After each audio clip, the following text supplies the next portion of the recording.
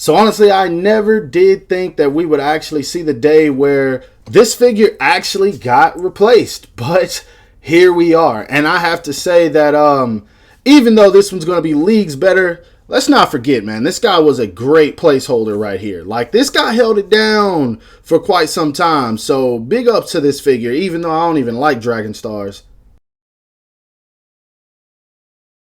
What the heck is up, you guys? It's your boy Ace, aka Animated Heroes, here back with another action figure review. As you guys can see, today we're going to be taking a look at the SH Figuarts Frieza First Form, and I just have to say, this is dope. This is a figure that I never would have imagined we would have been getting 3 or 4 years ago, but now here he is right in front of me, him and of course his hover pod, and this thing looks dope. I'm very, very excited for this because Frieza is just one of those iconic villains, and having his final form, yes, it's definitely the most iconic, but still this very first form where we get to see Frieza, where he came in with all his malice and all the harm that he caused. He's just a very iconic villain. So this is something that I am more than grateful for having in my collection, and I'm just glad that Tamashii Nations finally did give us this figure. But not to harp on that for too long, let's go ahead and take a look at that sexy packaging so we can bust this figure out and see what it's all about.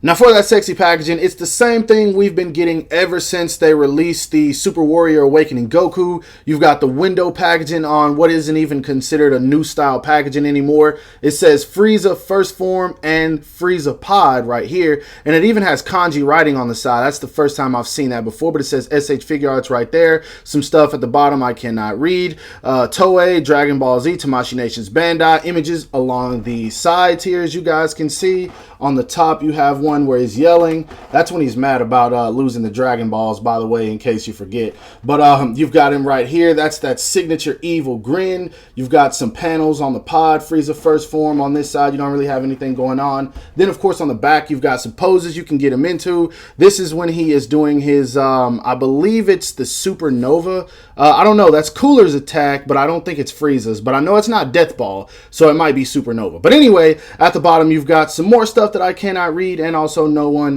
really cares about anyway, and then you've got the barcode right there. So let's go ahead and bust this guy out because I'm very excited for this figure, and I'm sure you guys are ready to see it. Alright, so here tiny little Frieza is right out of the package, and when I say this guy is tiny, this guy is tiny. But if you already have SH Figuarts Final Form Frieza, then you know what to expect when it comes to size.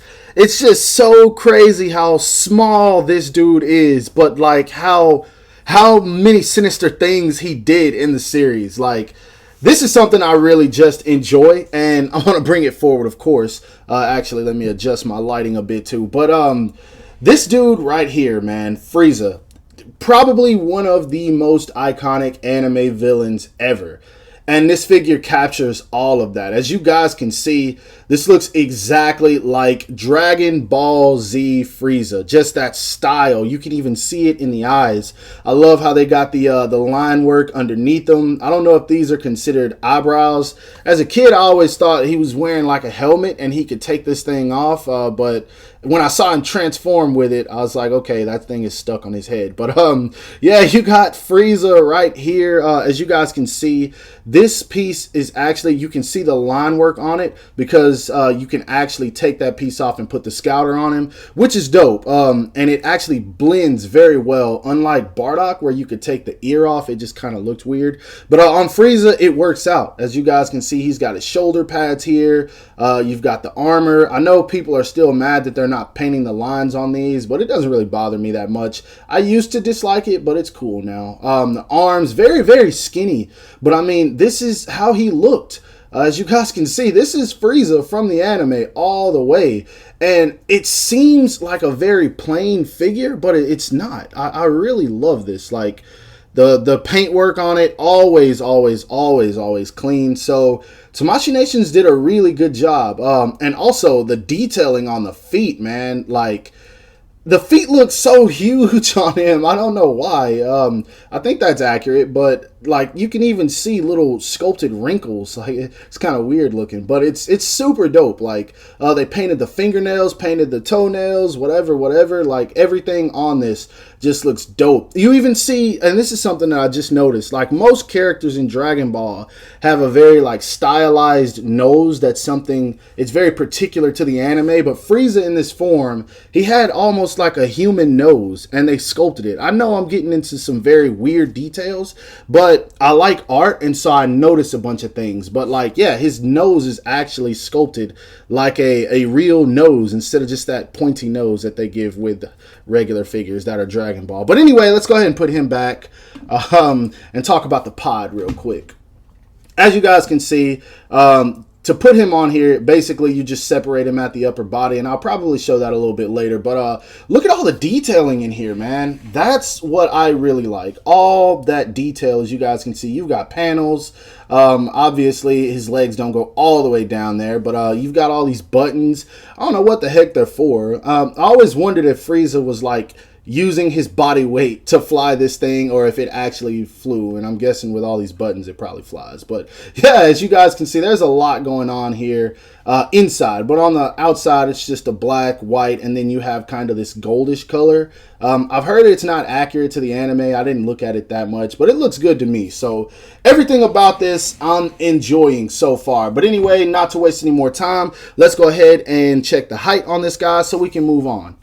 Alright, now to the top of Lil Frieza's helmet head, as you guys can see, he is under 4, actually he's right at about 4.5 inches. Now in a 6-inch scale line, that lets you know right there, he is very tiny. And for the people who want to see it, I was probably going to add this in at size comparisons, but I'll go ahead and throw it in right now just because that is the difference between him and the Dragon Stars. That is a major difference, and honestly it just goes to show that Dragon Stars is inaccurate. But once again, $20 figure, $80 figure. Now when it comes to the articulation on this guy, as you can see, he looks up about that much, and the way that his eyes are painted on there, it actually looks like he's looking up. So even though you can't tilt his head back very far, you actually still get that look like he's looking up in the air waiting on someone to try to attack him, and they're about to fail. He looks down very well, more than I was expecting actually. Of course he does get tilt, as you guys can see, so you can get very expressive. If you remember this is when Nail tried to punch him and he actually just like tilted his head to the side like, boy, what you doing, get that out of here. But yeah, you can do that. Obviously these pads go up. This is something that they're going to stick with. His arms go up and out about that much, so getting a T-pose out of him isn't going to be a problem. There's a little bit of butterfly in here, but like as you guys can see, the Saiyan armor sticks out, so you're not going to be able to get his arms to come out very far. Like if you're trying to get him to cross his arms, this is about as much as you're going to be able to do. You're not going to be able to do a whole lot. And my bad, I was looking at the figure instead of the camera, so I probably had it off. But yeah, that's about as much as you're going to get. He does have swivel right there at the arm. You can only bring it in about that much, and even rotating this, that elbow's not going to bend too much more. But his hands are on a ball peg, and that seems pretty sturdy compared to a lot of them. So yeah, you can move that around just fine. He does have a diaphragm joint. As you guys can see, he crunches back about that much, or leans back about that much, crunches forward about this much, as you guys can see. So he leans forward pretty well. You do get, I'm not going to say tilt. You don't really get any tilt out of that at all, but you do get waist swivel. As you guys can see, he kicks forward that much, so he can kick the crap out of somebody. He can do the splits, and I just popped that piece off. I'm gonna leave that on camera unless I can't put this back on, just because I like you guys to see it when pieces pop off. It just goes to show that it's not a broken figure, it just is kind of, I don't know, removable, whatever you want to say. But yeah, he can do the splits about that much. You're not going to get too much more out of there. He does have a thigh swivel, and I don't think I popped that all the way back on there, so I think that's why it came off again. But yeah, he does have thigh swivel, as you guys can see. Knee bends actually very well, more than I thought it would. His foot goes down more than I thought it would. up about that much. You get a little bit of rocker, but obviously because of this piece right here, you're not going to get much. But I think that's going to work very well. We'll definitely see as I try to stand him on it. Let's go ahead and put him back real quick. So just to give you guys a quick pose, because I won't be adding any photos at the end of the video, the best way to get his feet to stand flat whenever you're trying to pose him, you get a little bit of tilt out of the ankles, but honestly, if you move him right here at the thigh swivel, that's what's going to help you get your feet to be flat. So as long as you maneuver those, you can get him to stand just fine. And so I just wanted to throw that in there for the people that are worried about how the feet might hinder him from moving. You don't have to worry about that. Now for accessories, this is definitely one of those figures where you do get what you pay for. He comes with a pair of fist hands, his space pod, and a stand to hold it up. I'm so glad they threw that in, but I don't know why they would skip out on something like that anyway. You do get some alternate faces for this head sculpt right here, which is basically another smirk. As you guys can see, Frieza was always cocky, so smiling was kind of his thing. And then of course you do get this teeth gritted face where he's angry, someone stole his Dragon Ball, whatever it might be, or Dragon Balls depending on how many he had. He has his scouter, as you guys can see. That looks pretty dope. And then it's actually sculpted kind of like a square because you plug it onto the ear, and so that's why you have that. You do get an alternate head, and this is from when he's yelling. This is angry Frieza right here. This is when he was going off on Zarbon about catching Vegeta because Vegeta stole all those Dragon Balls, and the sculpt work is very, very clean. Or the paint is very clean and the sculpt work is nice. This looks super awesome. This is probably my favorite. Actually, no, it's not, because you get this face right here when he's laughing, and this is when he blew up Planet Vegeta, and I love this. I'm so glad they included like all of these expressions, because they could have just gave us one or two and been done, but they actually gave us a few. And like I said, the sculpt work, the paint, the details, all just very, very clean on this guy. Now when it comes to hands, you do get this supernova hand right here. I believe that's what it's called. I haven't had time to look it up.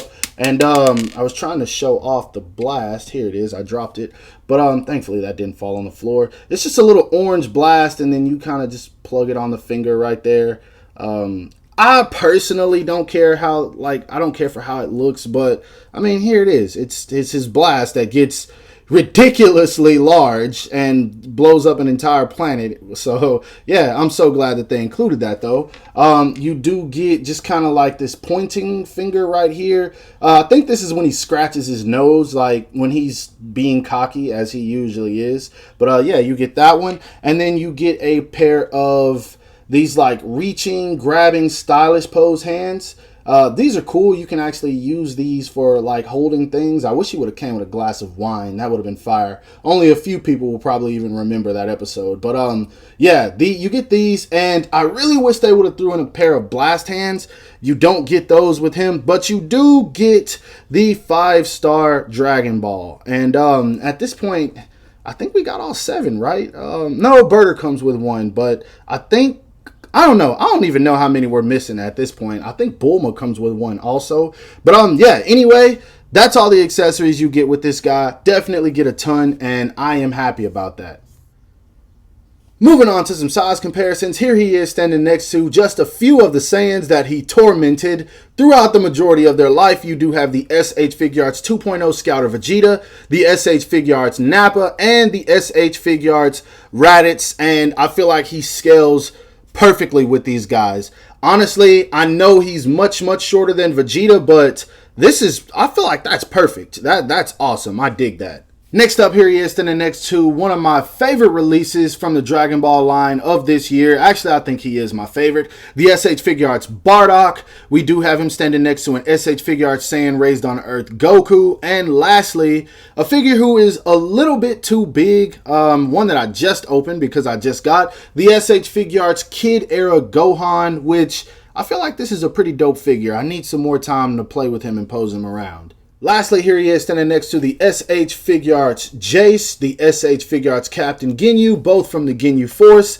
And I had to throw this one in here as well, the SH Figuarts 2.0 Final Form Frieza. As you can tell by Jace and Frieza, I already had these guys pre-posed. I didn't feel like changing the faceplates. But yeah, once again, I feel like he scales very well with them. And as you can see, these two Friezas are about the same size, but it's crazy knowing that this guy goes from this form to this form and becomes more dangerous.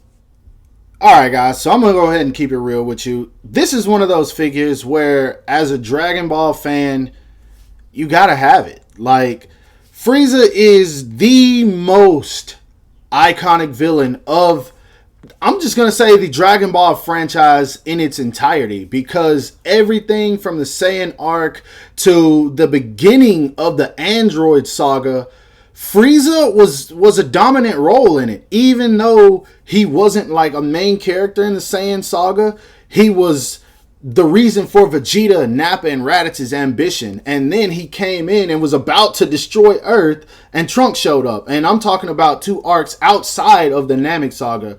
Frieza's just that character. Like, I feel like you have to have him. I don't really care for what they did with him in Dragon Ball Super. Honestly, I think they should have left him dead. But I do love how, if you're reading the manga, Frieza's legacy is still around. Some of the things that he did is still causing chaos in the universe of Dragon Ball. And I really just love it. Frieza's just a very, very awesome villain. You either hate him or you love him because he makes you hate him. And so that's why I feel like this is one that you guys have to have. Now, that being said, this is a regular release, but I've come to find out that with Dragon Ball figures, that doesn't mean anything. That doesn't mean that it's going to be easy to get your hands on. Simply because, as you guys know, I'm sure, SH Figuarts Super Saiyan 3 Goku was just re-released, or it wasn't re-released, but it went up for pre-order for a re-release, and now you can't get that guy anywhere. Like, it's very difficult. And there's a lot of Dragon Ball figures that have been re-released that you can't get your hands on. So don't wait on this guy just because he's a normal release. Do not wait. If you haven't got your pre-order in, or you haven't purchased this guy, do it now, because you are definitely going to regret it if this is a figure that's on your list and you decide to pass on it, or for a time being. I would not recommend it. Get your hands on this guy. You're going to enjoy him, especially if you love Frieza. If you have Bardock. If you have Bardock, Nappa, Vegeta, there's no reason not to have this guy. I can't harp on that enough. But it's just so many times I see people in my messages on Instagram asking me for links to find figures, and I'm like, you guys should have pre-ordered them.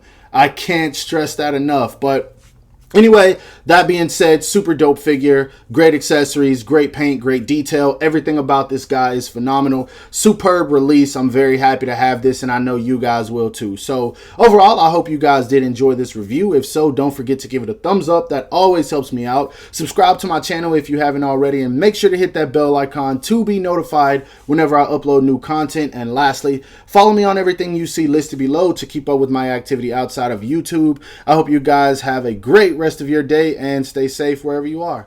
Bye.